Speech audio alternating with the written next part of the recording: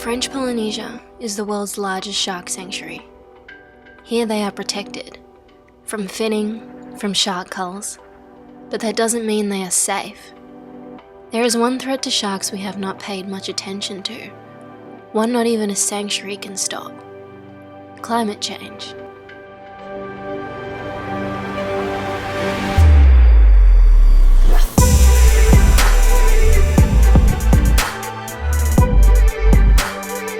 The Physioshark Project at the Criobe lab on the island of Moorea is studying the effects of temperature change and oxygen deprivation on sharks.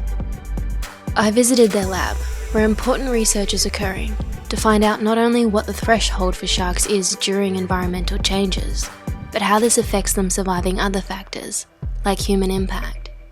For my PhD research, I'm working on the effects of climate change on the physiology of newborn black-tipped reef sharks.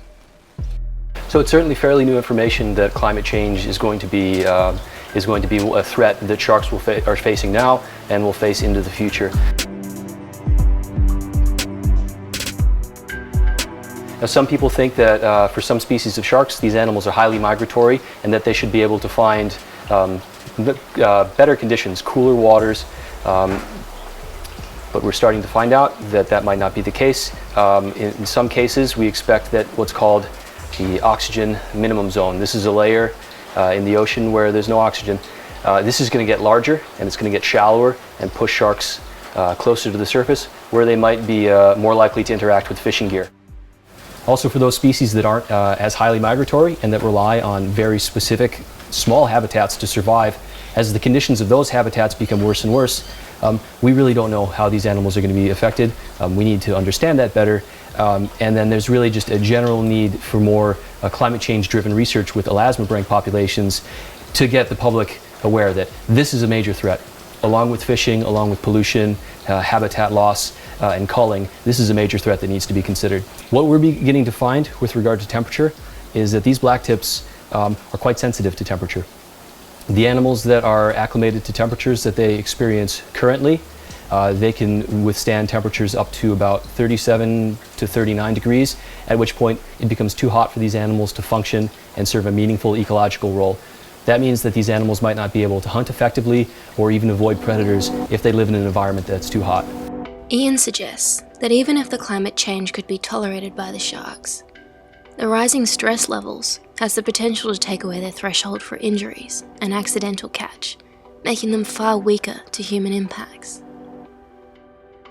Also, finding from other studies in the lab, though, is that as temperatures get warmer, even a couple degrees, up to 33 degrees, 3 degrees above the average, the animals can still survive. They can still go about their daily routine.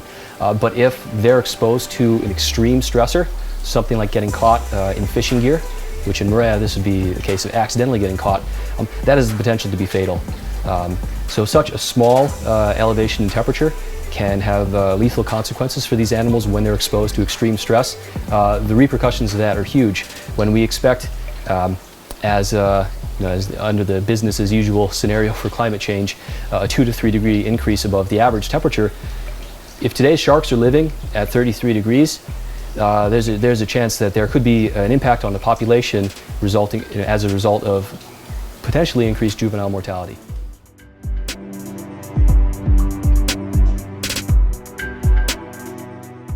It's my first time working with the baby sharks, joining this project. I was actually working with rays before.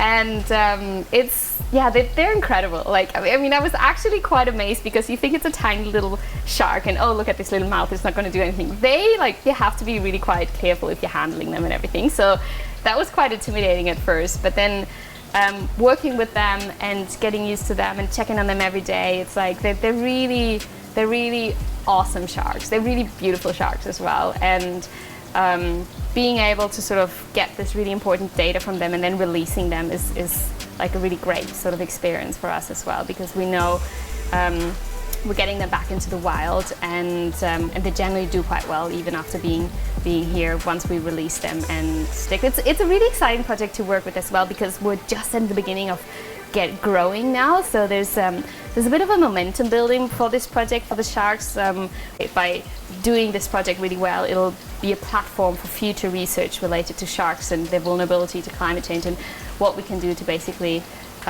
do the best to protect them in the future. Once they have conducted their test, the sharks are fed a good meal and released back into the wild to continue their journey.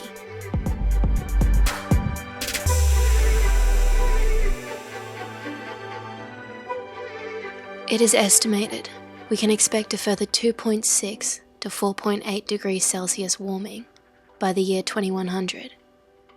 A further decrease in pH, decreases in dissolved oxygen, and more dead spots of low oxygen in our oceans.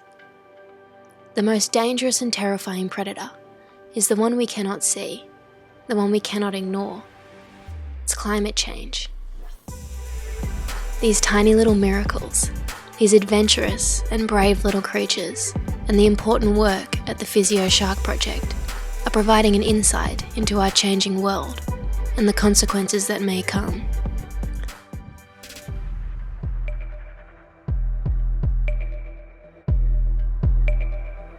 The changing oceans will cause our sharks to change as well. Will the smaller population of sharks here die with climate change? Will they move? Will it have catastrophic effects on the apex predators and change the way this entire ecosystem functions? Or will they adapt? Perhaps the scariest thing is not knowing how our world will change, but the only thing we can be sure of, change is imminent.